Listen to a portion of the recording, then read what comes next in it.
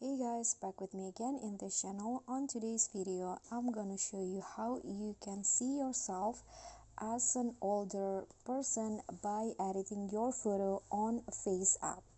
So here I'm going to just open the FaceApp,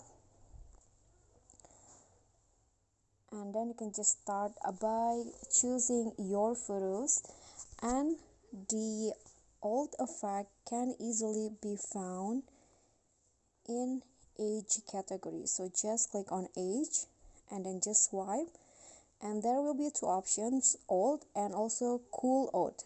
I suggest you to use the cool old because the old one is like this, while the cool old will looks like this.